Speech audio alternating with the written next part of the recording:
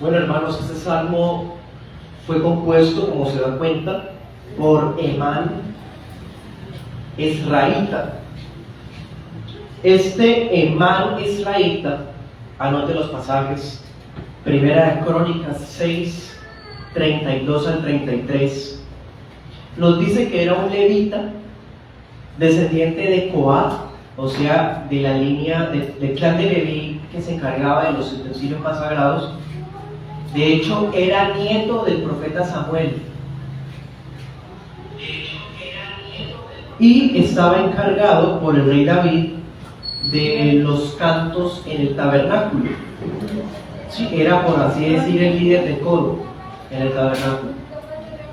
También anoté otro pasaje, Primera de Crónicas 25, 1 y 6. Ahí nos dice que era profeta del rey, era vidente. Y luego más adelante, Primera de Reyes 4:31, nos dice que era uno de los hombres más sabios del mundo en los días de Salomón.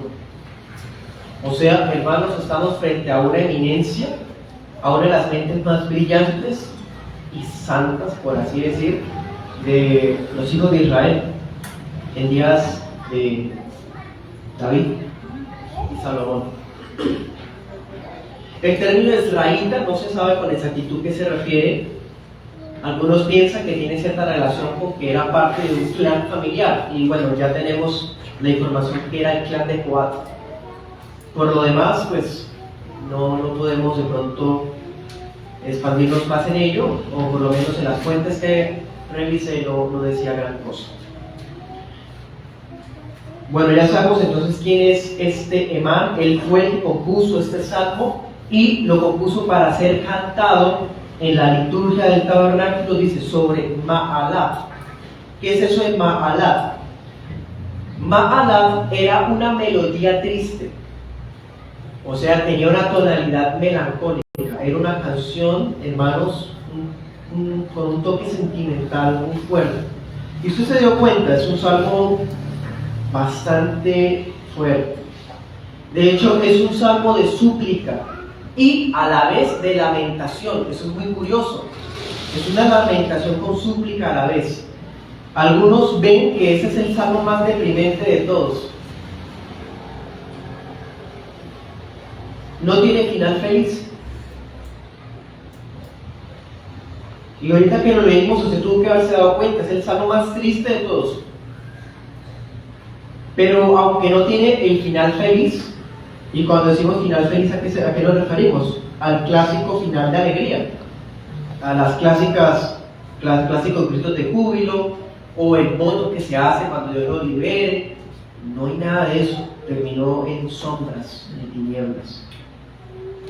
Pero a pesar de que no tiene ese final feliz, tiene un comienzo hermoso. ¿Cómo comienza? Jehová, Dios de mi salvación. Impresionante. Ya con eso, hermanos, le da luz, y ese salmo tan sombrío ya tiene una luz que lo envuelve. Ese nombre es más que suficiente para alumbrar todo el capítulo. Algunos incluso comparan ese salmo con las líneas de Job, y nos vamos a dar cuenta que sí, se parece mucho a varias quejas de Job, pero por lo menos Job tenía unos amigos ahí. En cambio, este está aparentemente solo. Vamos a estudiar el capítulo en 2 puntos. Vamos a estar viendo versículos del 1 al 9. La primera parte vamos a ver la soledad y el dolor de la enfermedad.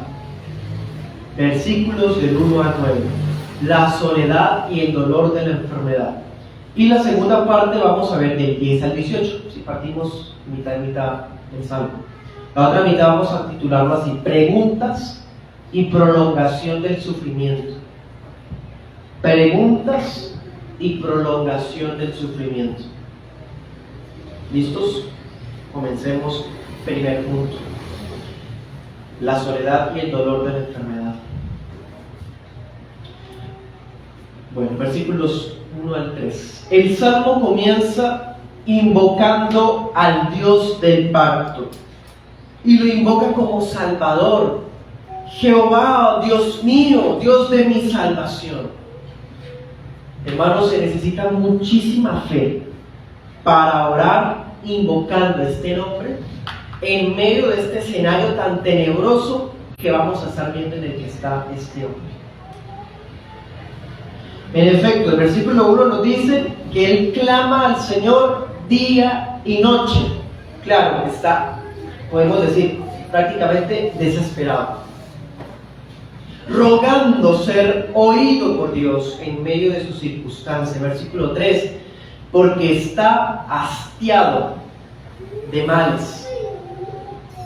Diríamos nosotros también, harto.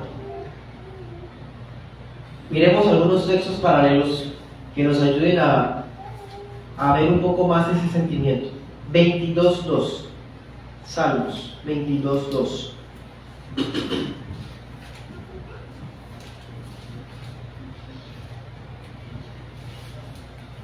Dice: Dios mío, clamo de día y no respondes, y de noche y no hay para mí descanso. Ya estudiamos ese salmo, y el salmo termina con un voto de alabanza, ese 22. Ahora miremos 18.6, un poquito más atrás. Dice: en mi angustia invoqué a Jehová y clamé a mi Dios. ¿Sí? En medio de la angustia invocó, pero ahí dice que Dios lo escuchó, ¿cierto? Volvamos a nuestro texto de esta noche. La diferencia es que nuestro capítulo no dice, no hay algo que le dé una señal de que va a salir bien. No. Solamente quería comparar estos paralelos para mostrar un poco más a fondo el sentimiento. Hermanos, no se sabe con exactitud qué le está pasando a este hombre. Al parecer, Emán se encuentra sufriendo una enfermedad que lo tiene al borde de la muerte. Parece que es una enfermedad terminal. De hecho, en el versículo 4 dice que ya no tiene fuerzas. Y la gente ya lo da por muerto. Ya no lo tratan normal, ya lo tienen como si se hubiera muerto.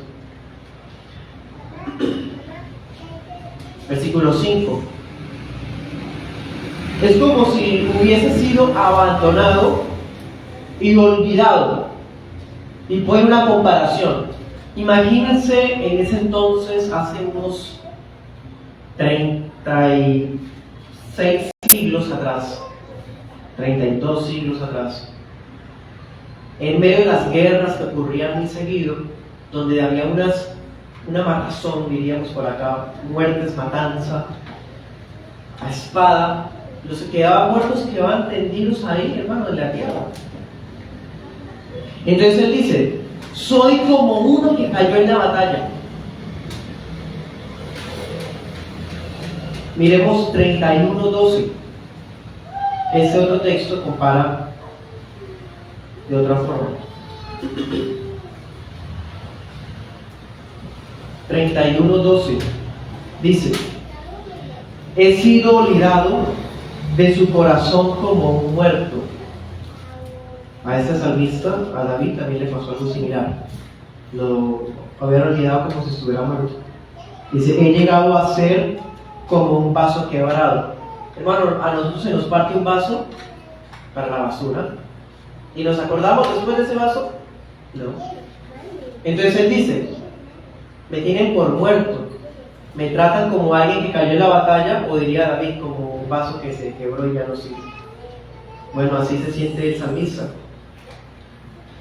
En otras palabras, la gente de su alrededor lo trata como si ya se hubiera muerto. Dice en la Nueva Biblia de Jerusalén: es un hombre acabado. ¿Sí? Y a propósito, ese versículo, en el 88:5, dice: de quienes no te acuerdas ya y que fueron arrebatados de tu mano. Ese versículo podría ser problemático si uno lo toma literal. ¿Está diciendo el salmista que le arrebataron de la mano a Dios a alguien? O sea, ¿alguien logró sonsacarle a uno de sus hijos a Dios? No, hermano. De ninguna manera está queriendo decir eso. La descripción que el salmista hace como personas arrancadas, dice en la Biblia de las Américas, o desaparecidos, dice la Pesita, no pretende desconocer que Dios preserva a los suyos. Tampoco es que Dios los haya descuidado.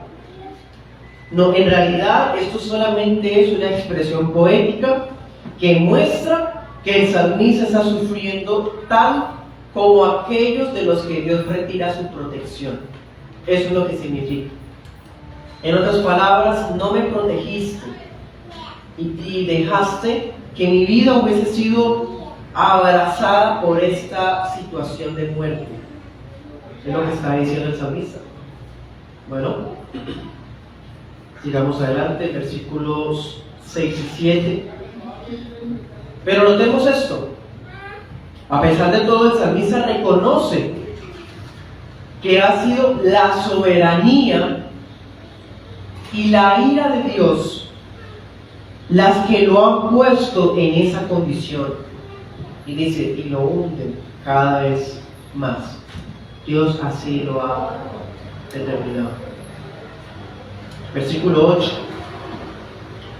Es Él, incluso el que ha alejado a sus conocidos de su lado. Lo tiene en una condición tan deplorable, dice otra versión, repugnante. Y lo peor, versículo 8, dice, no hay escapatoria, no veo a dónde huir.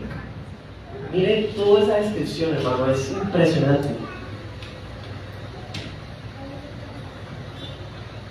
Leamos Job.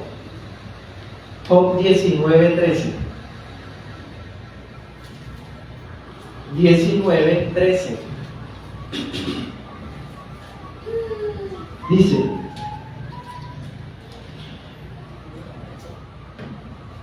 hablando Job de Dios también, dice, hace que de mí se alejen mis hermanos y que mis conocidos como extraños se aparten de mí.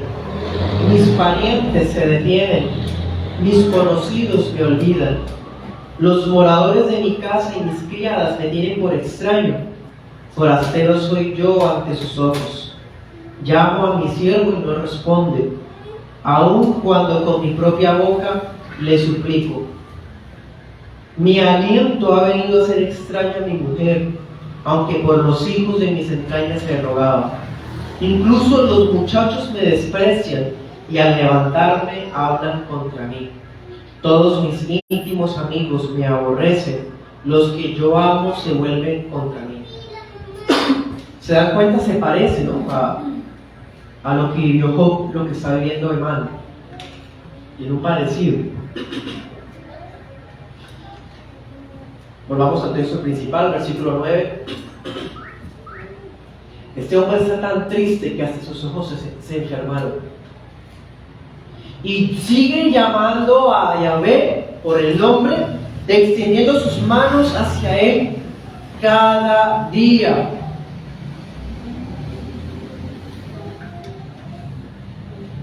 Algunos piensan que la enfermedad que sufre es lepra, una lepra avanzada. Como sea, no se sabe cuál es, hermano. Dice la Pesita, han languidecido mis ojos por causa de mi angustia. ¿Sí? Entonces, vimos entonces en este primer punto el dolor que está viviendo este hombre y la soledad que está pasando debido a la enfermedad que tiene.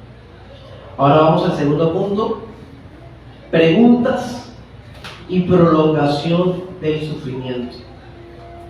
Versículos 10 al 12. El salmista ahora y se pregunta, ¿acaso mostrarás tus maravillas a los muertos para que éstos te alaben? ¿Se habla de tu misericordia y tu verdad en el lugar de los muertos? ¿Son reconocidos tu poder y tu justicia en las tinieblas de la muerte? Son preguntas retóricas. La respuesta a esas preguntas es no.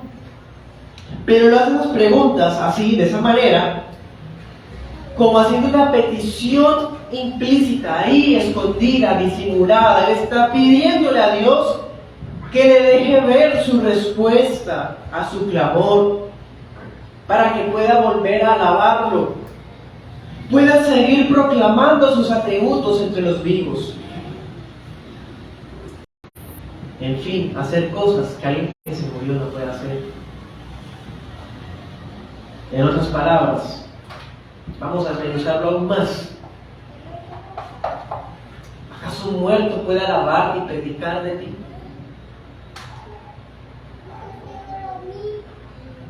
Es como si dijera: no es conveniente que yo muera, yo puedo vivir aquí para servirte. Es la oración de ese hombre desesperado. Que el Señor tenga bien restaurarlo. Versículo 13 hasta el final. Insiste orando a Yahvé. Versículo 13. A pesar de toda esa aflicción, de la enfermedad que estaba pasando, dice el 13, es como dice: me seguiré presentando delante de ti desde temprano mientras tenga vida. ¡Wow! Está enfermo, humanamente sabe que va a morir en cualquier momento, pero mientras tenga vida, cada mañana se levantará a orar. Impresionante. 14. Pero hay una cosa que lo aterra a él. Y es algo que hemos visto en muchos salmos. ¿Será que Yahvé ha escondido su rostro de mí porque me ha desechado? ¿Sí? Ese miedo de que, ¿será que lo que estoy pasando es porque Dios me abandonó? Es una pregunta que ha surgido en muchos salmos, hermanos, y que en muchos momentos de nuestra vida vamos a tener. Él tiene esa pregunta y esa pregunta lo aterra. Miremos algunos pasajes. Salmos 5:3.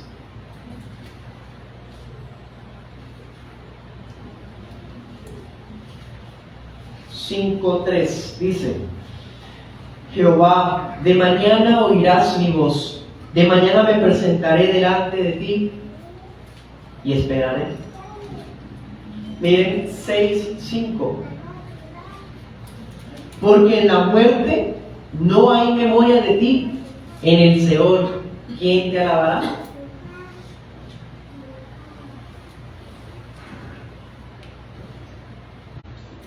(13:1)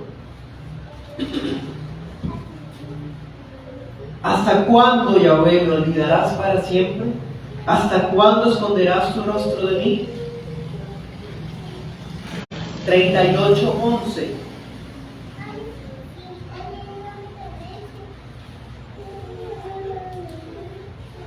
Mis amigos y mis compañeros se mantienen lejos de mi plaga y mis cercanos se han alejado. Si quieren, anoten esos otros paralelos. Job 10:21 y Job 13:24. Job expresa lo mismo cuando estaba sufriendo todo lo que sufrió.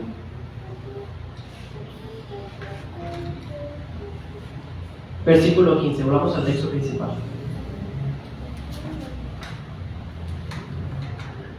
Es un hombre moribundo, desahuciado, y se pone a pensar en su vida. Y miren lo que encuentra, versículo 15.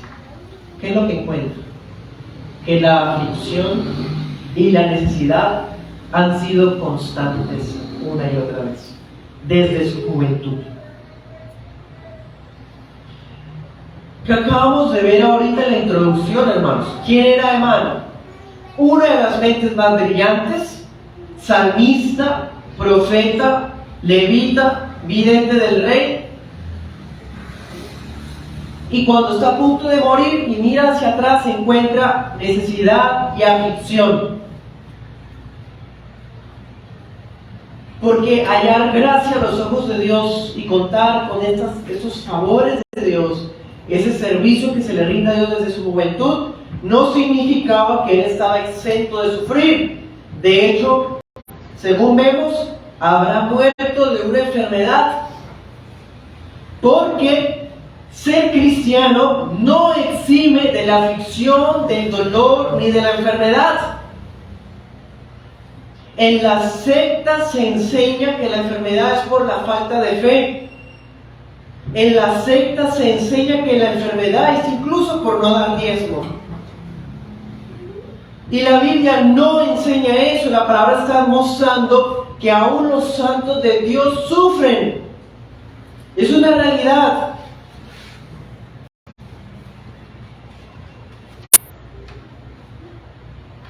Por culpa de ese evangelio falso de la prosperidad, de tu mejor vida ahora, es que hay muchos que terminan en el mundo resentidos con un evangelio que nunca conocieron. Hablan mal de la iglesia, pero estaban en una secta y lo sabían.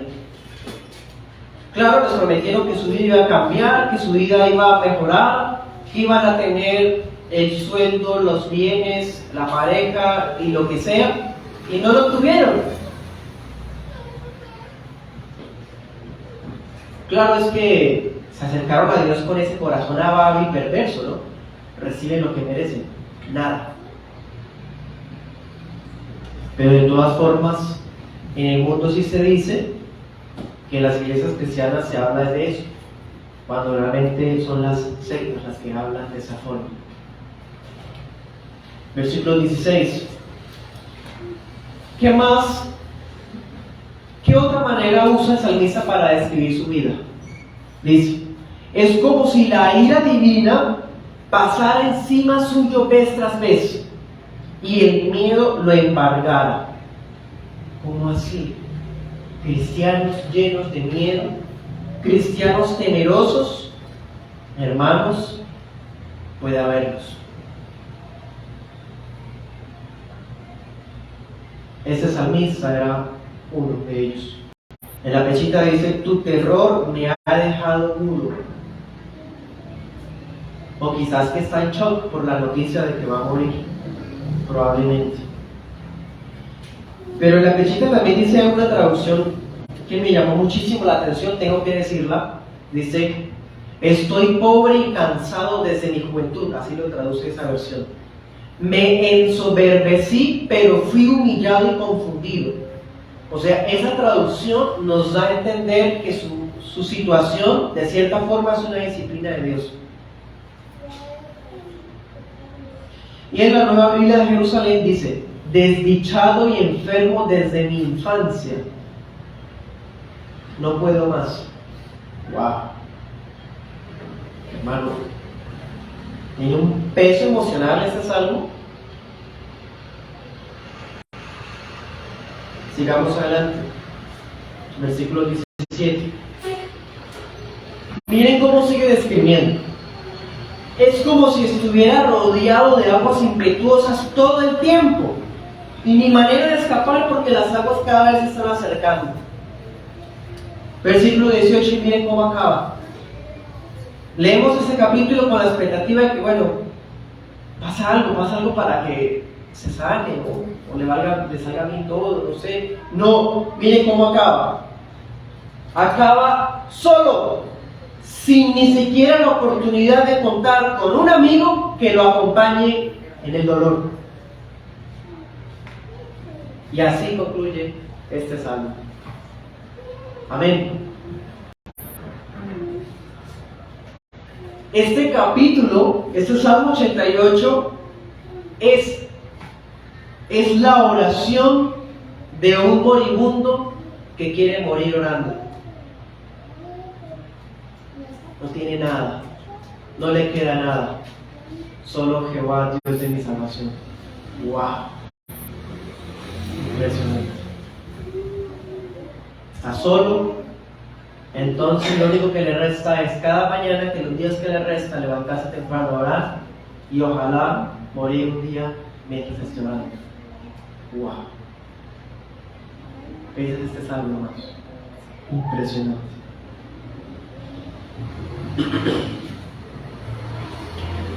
Aplicaciones. Dos aplicaciones les traigo. La primera, en momentos donde no existe ningún destello de esperanza, la oración es el único refugio y el único consuelo para el cristiano que sufre.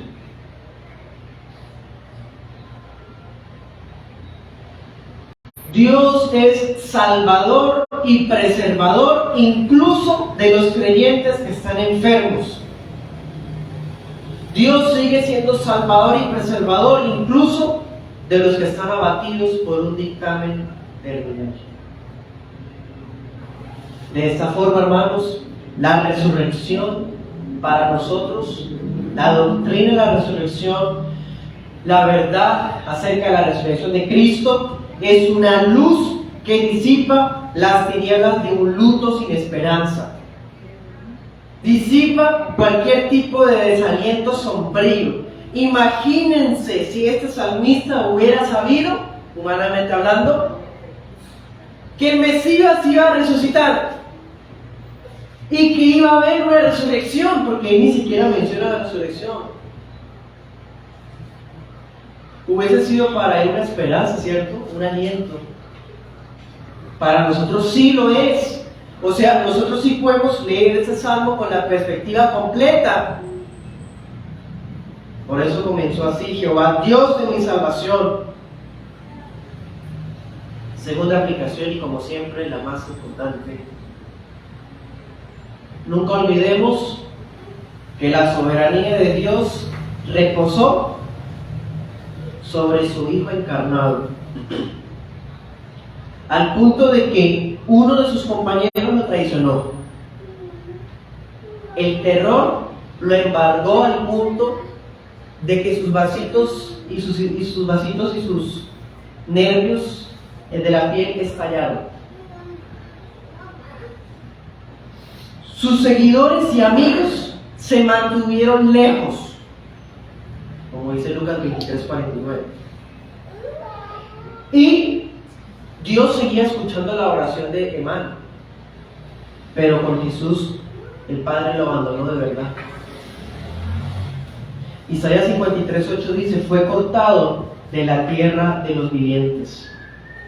Así que, hermanos, este salmo se cumple en Jesús de una manera perfecta. Eso significa que Cristo fue cortado de la tierra de los vivientes en la oscuridad del dolor para darle luz a los hijos de Dios, para que no tengamos miedo a la oscuridad que hay en ese trayecto de la vida a la muerte, para que no sintamos miedo cuando recordemos en las noches que un día vamos a morir. El Hijo es aquel Jehová, Dios de mi salvación, que extiende su brazo de luz a los creyentes desahuciados y moribundos. Amén.